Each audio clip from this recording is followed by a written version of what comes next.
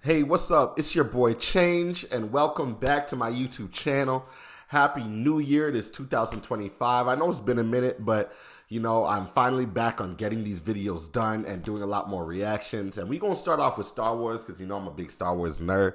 And I just watched the season finale, episode 8 of Skeleton Crew, and I would love to talk about it a little bit. So first off, the show, it was a cliffhanger episode from episode 7. So it starts off with Jod kind of having this lightsaber just extended, fully lit. And at the end, it kind of looked like the Anakin scene. Master Anakin, there's too many of them. What are we going to do? You know what I mean? And then that's when, Order 66, Anakin kind of just kills all the kids, right? So it kind of gives you that same type of visual. However, I think it was done for a different reason. I think he was trying to send two messages at the same time in that scene. He was trying to send a threatening message to the kids because the kids know that he can kill just like how he killed his first mate on the ship, no problem, in front of everybody. But it's also to show the parents that were there that he's somebody special, that he's from the Republic, from the people of Aten. It looks like they clearly have no idea what's happening with the rest of the world. So in their eyes, they probably still see Jedi as extremely important figures. And so him coming, being like, I'm a Jedi, I have a lightsaber, I'm coming in as an emissary. They're just like, oh man, he's legit. He's the real deal. So I think he did all of that just to kind of show them, look, I'm legit. This is who I am, so on and so forth. And then we also finally get a conclusion, which a lot of people thought, I'm going to be real, I kind of called this out too, but that the whole world at Aten, like the whole planet, is being run by a droid. They're being run by programs, and it's really interesting because it was able to keep order and everything. People were doing their jobs, people were, falling in line and stuff like that, but clearly there is no actual being running anything other than the droid up top, which looked like a really, really big chopper, if you really think about it. The design of the head, the way it swivels, the eye in the middle, looked like a really big chopper droid.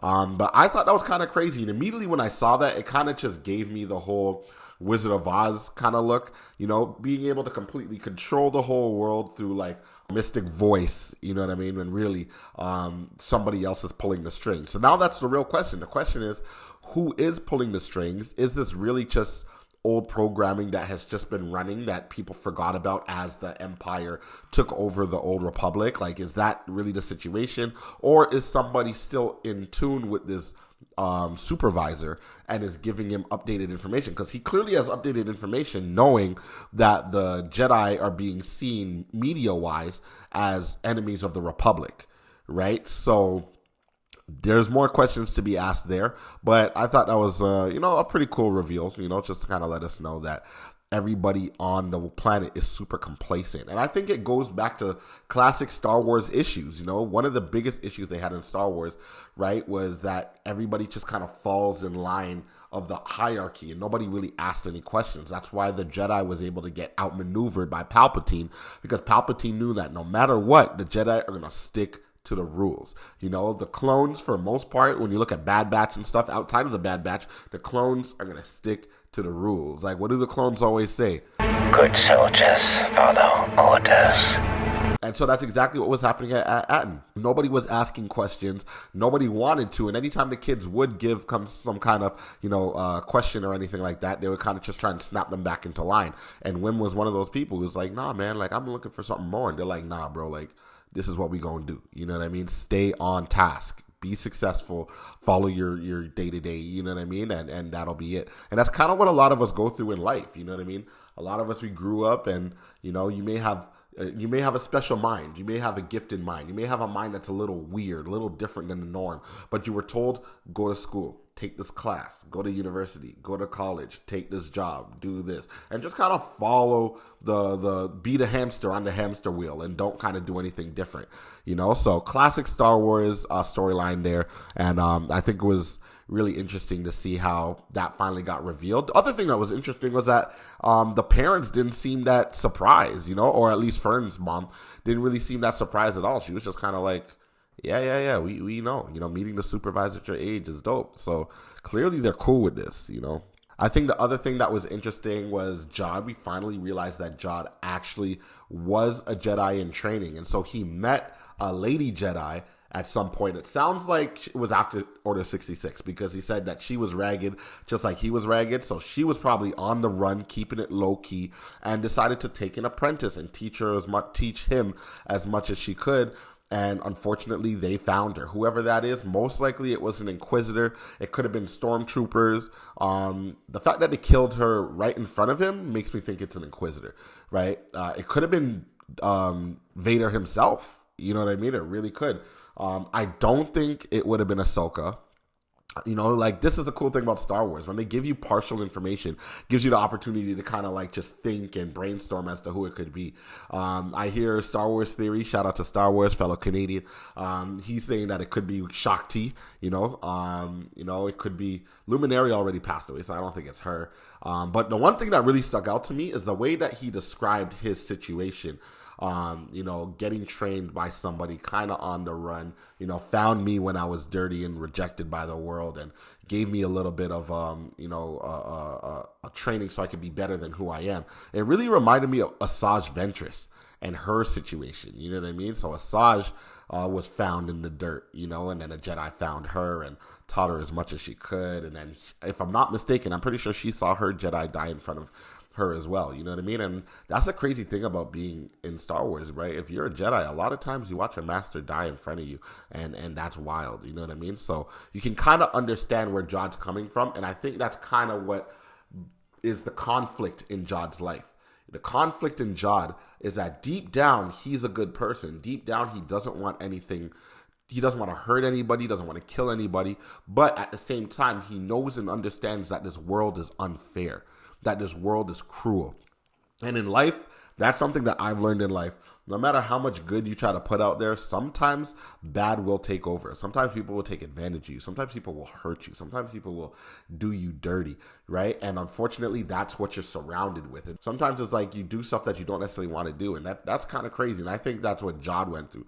Jod is here doing stuff that he doesn't necessarily want to do. All he wants to do is survive. He wants to get money so that he can make choices in life and do his thing, right? But he doesn't want to kill anybody. He doesn't really want, a bunch of corpses all over the place, which kind of makes me think. I'm like, the way that the story ended with him coming in, him needing his ship to come down, right? And then they started open firing on the community. I think he kind of did that just to appease the pirates, to make him sound like a badass, you know what I mean? But I think deep down, he should have just loaded up the ship that they had, that the kids were flying, loaded that up with credits, and then just went back and forth and just dropped off the credits to the main ship. I think he didn't really need to bring them down. I think they would have been happy enough to see all the credits. I don't think they would have needed all that. And then that way they could have kept the shield up, and this whole thing could have been a great, spot. It would have been literally like how pirates moved back in the day. Pirates would go to one island and drop off all their treasure and then come back, over the period of their life to re-up on the treasure or to drop more down. And I feel like this could have been his little island that he did that with. But because he went the direction he did, the shields are down now, the storms are gone. Now the New Republic knows about, and now it's going to be interesting to see, if we get to see, what's going to come now. Because now that people know about this mint, and all of the credits that are here, bare credits, bro. Like the one spot they were in, you know what I mean, had so many credits, and they said it's over 1,000 of those vaults. You know what I mean? So it's gonna be interesting to see how that goes. But overall, I'm not gonna go into all the details. Because I want to make sure that people who get to see it can still enjoy a little bit. But I thought the show was good. I thought the show was fun. I don't think the show is amazing. It's not one of those shows that you like jumping out of your seat or you're hanging off the edge of the couch or anything like that. But it was a fun show. It was a lighthearted show. I think it's great for kids. I think it's great just for imagination. I think it's a great little Star Wars filler. And it gives you another angle in that part of the universe, in that part of the Star Wars timeline, so that you can really think how some people really, don't know what's going on in the world, and some people do. Things that I think they could have done differently. This is one of my biggest issues with Star Wars all around, and one of the reasons why I am somebody who loves Episode 1. I know most people don't like The Phantom Menace, but I love The Phantom Menace, and one of the reasons why I love The Phantom Menace is because I feel like The Phantom Menace is one of the only movies where on a planet you see multiple different nations on that planet. You know what I mean? Which they only really showed two. They showed the people from Naboo, and then they showed the Gungans, right? But I think with Star Wars, because they gotta cram so much in an episode or in a movie or whatever, it makes it hard to believe sometimes that you're on planets. Because we live on planet Earth, and look at all the different nations that are here. You know what I mean?